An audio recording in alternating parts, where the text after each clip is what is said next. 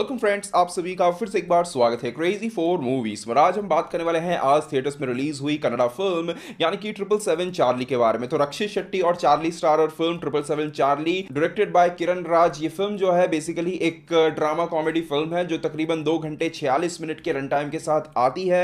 जहां पर फिल्म को मैंने हिंदी वर्जन में देखा है और फिल्म को देखने के बाद जो मेरा एक्सपीरियंस है, जो मेरा ओपिनियन है, उसे मैं आपको एक लाइन में बताने की कोशिश करूं तो ये फिल्म जो है इमोशनल, बहुत ज्यादा इमोशनल कर जाती है। ऑनेस्टली शायद पहली बार कोई मैं ऐसी फिल्म देख रहा हूं जो शुरुआत से लेकर अंत तक जो है ना इमोशनली बांधे रखती है। मतलब पूरी फिल्म के दौरान कितनी बार मेरी आंखों में आंसू आए, कितनी बार मेरी आंखें नम हुई, वो मुझे भी पर्सनली याद नहीं है। और शायद अगर फिल्म देखने के तुरंत बाद में रिव्यू देने बैठता तो शायद मैं बोल भी नहीं पाता, क्योंकि इमोशंस इस तरीके से जो है भरे हुए थे। तो इस तरीके का जो इम्पैक्ट है ये फिल्म जो है छोड़ने में कामयाब रहती है। अब बात करें पॉजिटिव्स की, तो पहली बात तो कि ये पूरी तरह से स्पॉइलर फ्री रिव्यू होगा, तो कुछ चीजों को अभी भी हम डिटेल में बात नहीं कर सकते हैं। पर फिर भी अगर सबसे पहली चीज जो मुझे बहुत ज्यादा पसंद आई वो है यहाँ पर रक्षित शेट्टी का धर्मा नाम का कैरेक्टर। आप सभी को पता है, इवन रक्षित शेट्टी ने भी जो है इंटरव्यू के अंदर बताया था कि किस तरीके से हमें जो है महाभारत का एक रेफरेंस, जो धर्मराज का जो रेफरेंस है, उसे यहाँ पर लेते हुए कहानी का नरेशन रखा गया है। तो वो चीज तो हमें देखने को मिलती ही है। बट यहाँ पर अगर आप देखोगे तो धर्मा नाम के कैरेक्टर को जिस तरीके से लिखा गया है वो बहुत ही कमाल का है। मतलब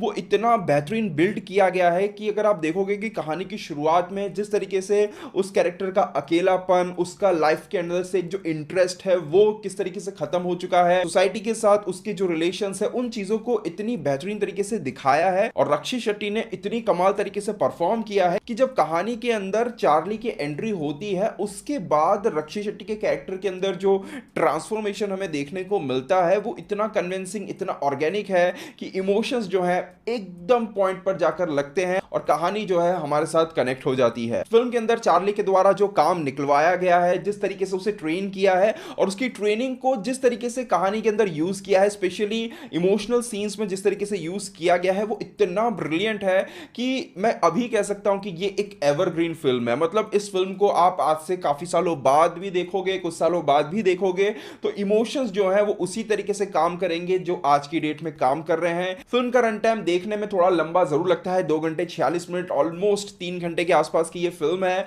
पर फिर भी कहूंगा कि स्क्रीन प्ले काफी इंगेजिंग है। इमोशनली फिल्म इतनी अच्छी तरीके से हमें बांधे रखती है कि हमारा इंटरेस्ट जो है स्टोरी के अंदर पूरी तरह से बना रहता है। और नरेशन के अंदर फिल्म जो है पॉइंट पॉइंट पर जो है हमें कुछ ना कुछ मैसेज देने की कोशिश करती है, स्पेशली एनिमल्स से रिलेटेड, पेट से रिलेटेड, इवन अपने लाइफ से रिलेटेड काफी चीजों के ऊपर ये जो फिल्म है मैसेज देने की कोशिश करती रहती है। बट हाँ, जब आप फिल्म देखोगे, स्पेशली जब फिल्म सेकंड हाफ में जाती है, वहां पर जो चीजें हमें देखने को मिलती है उसमें अगर आप देखोगे तो एडिटर ने कहीं ना कहीं जो एक कंटिन्यूएशन होना चाहिए था, जो एक फ्लो होना चाहिए था कहानी का, एक सीन से दूसरे सीन में जाने के लिए जो ट्रांजिशन देना चाहिए था उसे देने में कहीं ना कहीं वो जो है थोड़े से फेल होते हैं। और आपको ऐसा लगेगा कि कहानी जो है एपिसोड्स में चल रही है, आपको एक एक एपिसोड जैसा नजर आएगा। एक जो कंटिन्यूएशन है एक कहानी से दूसरे कहानी के बीच में, वो थोड़ा सा मिसिंग लगेगा। बट क्योंकि यहां पर इमोशंस इतने स्ट्रांग है कि उस चीज का एहसास या फिर उस चीज का कोई भी नेगेटिव इंपैक्ट जो है कहानी पर नहीं पड़ता है। एक उदाहरण ले लूं तो ट्रेलर में अपने आपने ये जो सीन देखा था, जो एक कंपटीशन का सीन हमें यहां पर देखने को मिलता है फिल्म के अंदर,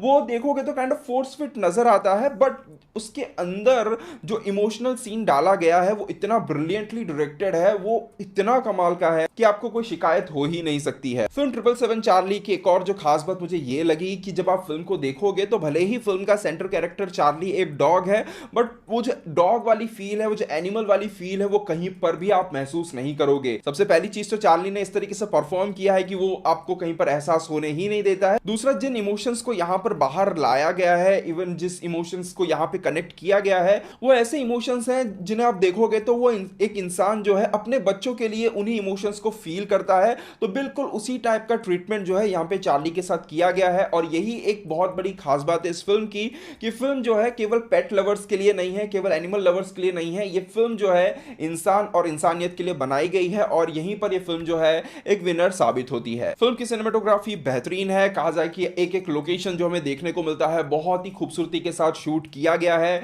और जब चार्ली सफर पे निकलते हैं, ये चार्ली और धर्मा सफर पे निकलते हैं, वो जो सीन है वो सही में देखने में बहुत ही खूबसूरत नजर आता है। फिल्म का म्यूजिक बहुत ही बेहतरीन है, काफी मीनिंगफुल लिरिक्स भी आपको सुनने को मिलते मिलते हैं। इवन लिरिक्स के अंदर भी बहुत ही अच्छी तरीके से हिंदी वर्जन में भी जो मीनिंग्स है उसे मेंटेन रखा गया है। बाकी फिल्म का क्लाइमैक्स जो है सही में बहुत ही बेहतरीन है, आप बहुत ज्यादा इमोशनल हो जाओगे क्लाइमैक्स के अंदर। तो कह सकते हैं कि फिल्म जो है पूरी तरह से हमें जो है जीत लेती है। ओवरऑल कहा जाए तो फिल्म 777 चार्ली एक मस्ट वॉच फिल्म है, जिसको मेरे हिसाब से आप में से हर किसी को एक बार जरूर देखना चाहिए। ये फिल्म जो है किसी भी हाल में मिस आपको नहीं करनी चाहिए। जानते हैं इसे बहुत ही लिमिटेड स्क्रीन्स मिले हैं, बट अगर लोगों का इंटरेस्ट इस फिल्म के लिए बढ़ा, लोगों का रिस्पॉन्स इस फिल्म के लिए बढ़ा, तो हो सकता है कि इसे स्क्रीन्स भी ज्यादा मिल जाए। तो मेरी तरफ से तो मैं कहूंगा कि आपको इस फिल्म को एक बार जरूर देखना चाहिए, किसी भी कीमत पर आप इसे मिस नहीं कर सकते हो। दोस्तों ये था मेरा ओपिनियन इस फिल्म को लेकर। अगर आपने फिल्म देख ली है तो आपको फिल्म कैसी लगी मुझे कमेंट सेक्शन में जरूर बताइएगा। दोस्तों मिलते हैं हमारे अगले वीडियो में, तब तक के लिए बाय बाय, टेक केयर।